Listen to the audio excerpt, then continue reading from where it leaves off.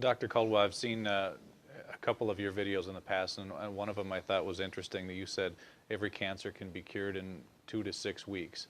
Can you talk a little bit more about that, and what are some of the ways that that's possible? In my experience, every cancer can be cured in 2 to 16 weeks. Some cancers can be cured in minutes because every doctor in the world that's in office for 20 years or longer knows cases of spontaneous healing. There's even a book out called Spontaneous Healing by a guy I really don't like, and just stating that there are cases of spontaneous healing. That means if it's possible, we just have to find a way to access this. That's number one. So we all know about these.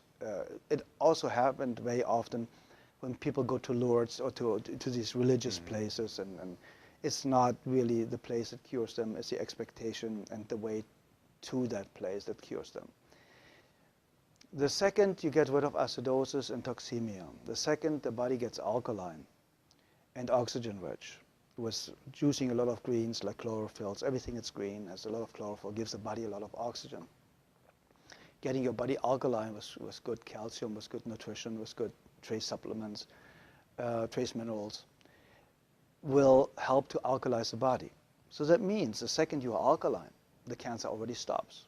It can take a couple of days, a couple of weeks, but it stops.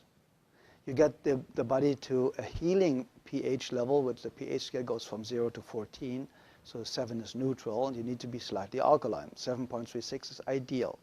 But in the healing phase, you should go up to 7.5. It's a little bit over-alkalizing the system. A great friend of mine, Dr. Martin in Germany, is using oxygen more step therapy, for example, where you take the blood out, you get ionized oxygen, and you lead the blood back in.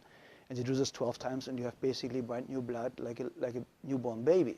So you already eliminated the lack of oxygen. You see the blood coming out looks like black. They put the oxygen in, and it becomes pink. And it's like legal doping. You get it, and you feel so energized, and you're so vital. And there are, we know basically with what I used, what my MDs in Europe used is vitamin C injections, intravenous vitamin C injections, 100 cc's a day, 3 times a week. That's what we used in certain cases more often. And very often, believe it or not, in my personal experience, the tumors or the cancerous growth was basically gone within a couple of days. And because vitamin C is so powerful and one of the greatest healers out there, you can fix nearly every heart problem, cardiovascular problem with vitamin C. They want to take it off the market. So it's going to become a prescription medication, and then it's synthetic and will not work anymore, like vitamin E. Vitamin E basically helps you to cure very easy and fast blood pressure problems in any way, shape, or form. That's why they made a study with artificially created vitamin E, chemical created vitamin E. Said, see, it doesn't work. No, of course not. Chemicals don't work. Nature works. If nature creates a problem, nature creates a solution. Very simple and easy. If it didn't exist 100 years ago, you don't need it today. It's very, very simple.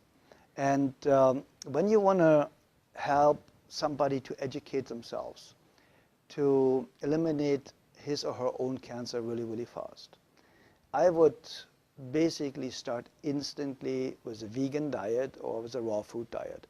My friend Paul Nissan is one of the greatest raw food chefs. He has fantastic books out there about raw food, so it's accessible for a couple of bucks how to do it. He has free videos all over his website. And I would go instantly on a raw food diet. I would go make sure, if I don't have a very rare kidney disease, to drink a gallon of water a day with half a teaspoon of sea salt in it a day, because we need salt for every body function. We need electricity. And this electricity can only be produced with enough salt, basically. So if you have a lack of salt, you have a blood pressure problem. See, and we're not supposed to have salt, though, too, especially if we have high blood pressure. That's what we're told. Okay, it's the opposite.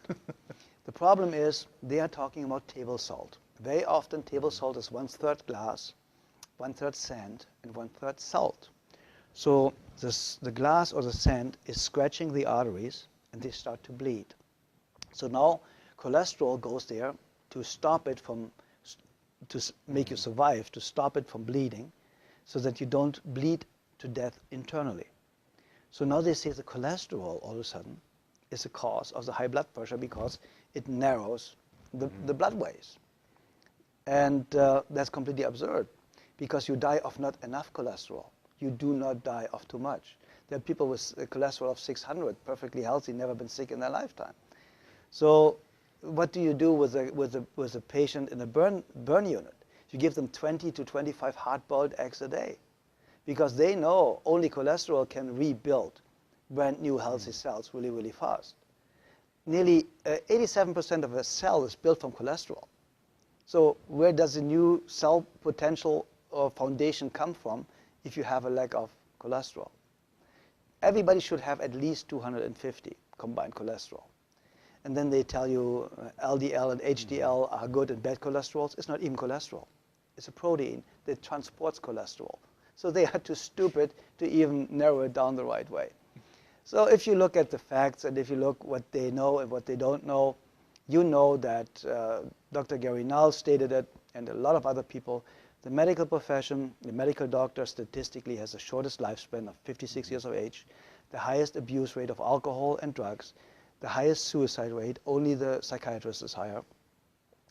And so you go to somebody that has the lowest lifespan, highest suicide rate, highest drug abuse rate, to ask them how to have a healthy, happy, long life. Yeah. I think we should rethink our way of thinking.